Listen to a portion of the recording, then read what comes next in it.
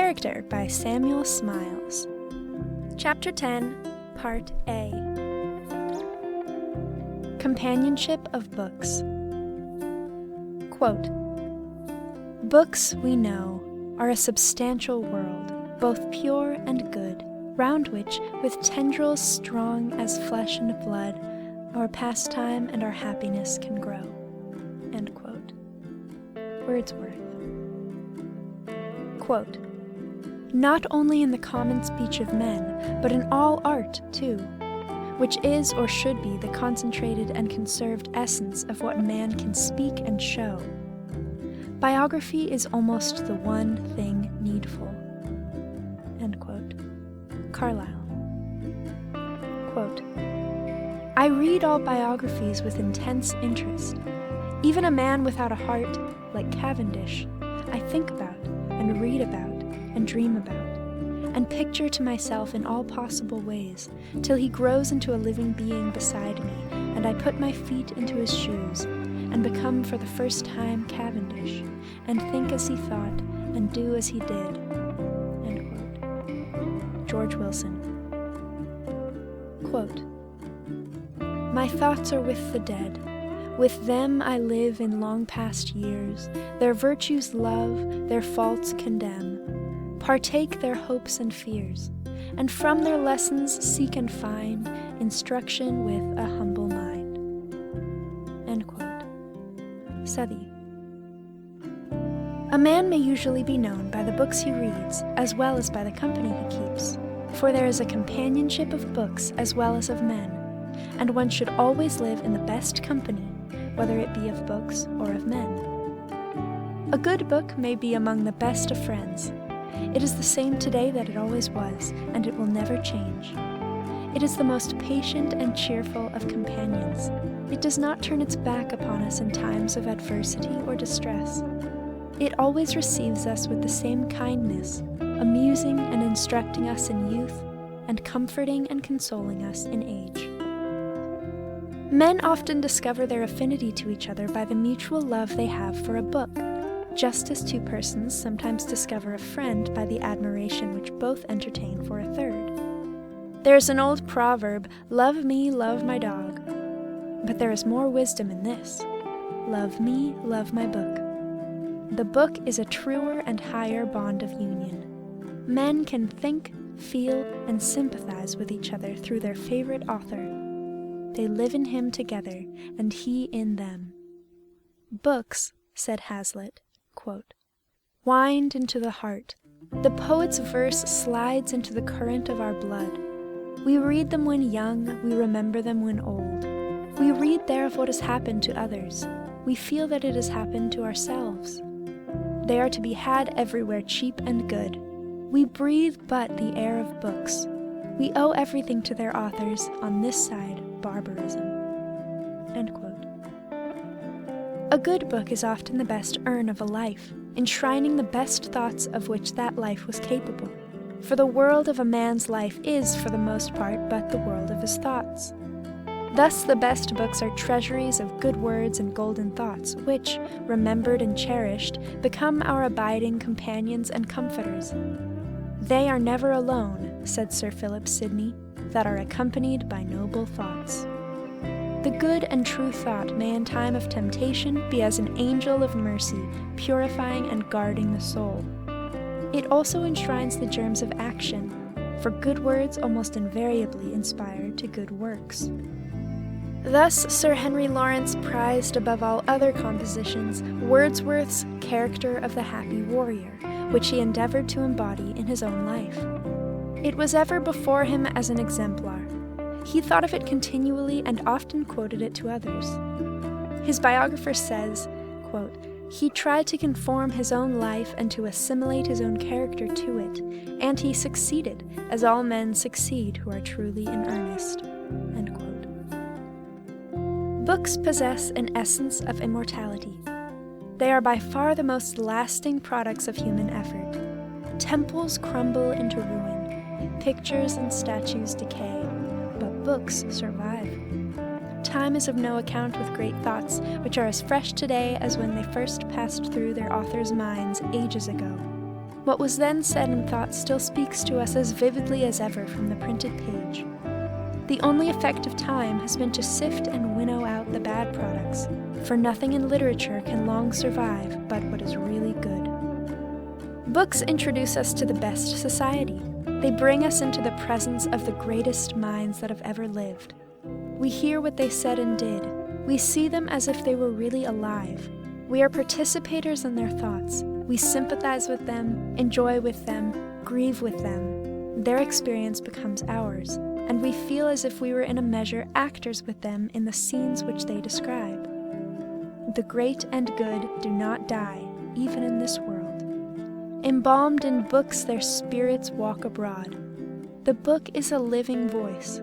It is an intellect to which one still listens. Hence we ever remain under the influence of the great men of old. Quote, the dead but sceptred sovereigns who still rule our spirits from their urns. End quote. The imperial intellects of the world are as much alive now as they were ages ago. Homer still lives, and though his personal history is hidden in the mists of antiquity, his poems are as fresh today as if they had been newly written. Plato still teaches his transcendent philosophy. Horace, Virgil, and Dante still sing as when they lived. Shakespeare is not dead. His body was buried in 1616, but his mind is as much alive in England now, and his thought as far-reaching as in the time of the Tudors. The humblest and poorest may enter the society of these great spirits without being thought intrusive. All who can read have got the entree. Would you laugh? Cervantes or Rabelais will laugh with you. Do you grieve? There is Thomas à Kempis or Jeremy Taylor to grieve with and console you. Always it is to books and the spirits of great men embalmed in them that we turn, for entertainment, for instruction and solace, in joy and in sorrow, as in prosperity and in adversity.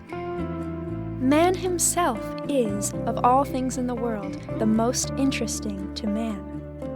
Whatever relates to human life, its experiences, its joys, its sufferings, its achievements, has usually attractions for him beyond all else. Each man is more or less interested in all other men as his fellow creatures, as members of the great family of humankind, and the larger a man's culture, the wider is the range of his sympathies in all that affects the welfare of his race. Men's interest in each other as individuals manifests itself in 1,000 ways, in the portraits which they paint, in the busts which they carve, in the narratives which they relate of each other. Man, says Emerson, can paint or make or think nothing but man. Most of all is this interest shown in the fascination which personal history possesses for him. Man's sociality of nature, says Carlyle, quote, evinces itself, in spite of all that can be said, with abundance of evidence by this one fact, were there no other, the unspeakable delight he takes in biography. End quote. Great indeed is the human interest felt in biography. What are all the novels that find such multitudes of readers but so many fictitious biographies? What are the dramas that people crowd to see but so much acted biography? Strange that the highest genius should be employed on the fictitious biography and so much commonplace ability on the real. Yet the authentic picture of any human being's life and experience ought to possess an interest greatly beyond that which is fictitious, inasmuch as it has the charm of reality. Every person may learn something from the recorded life of another, and even comparatively trivial deeds and sayings may be invested with interest as being the outcome of the lives of such beings as we ourselves are. The records of the lives of good men are especially useful. They influence our hearts, inspire us with hope, and set before us great examples. And when men have done their duty through life in a great spirit, their influence will never wholly pass away. The good life, says George Herbert, is never out of season. Goethe has said that there is no man so commonplace that a wise man may not learn something from him. Sir Walter Scott could not travel in a coach without gleaning some information or discovering some new trait of character in his companions.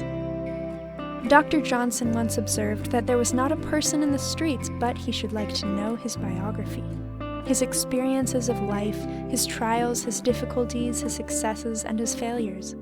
How much more truly might this be said of the men who have made their mark in the world's history and have created for us that great inheritance of civilization of which we are the possessors?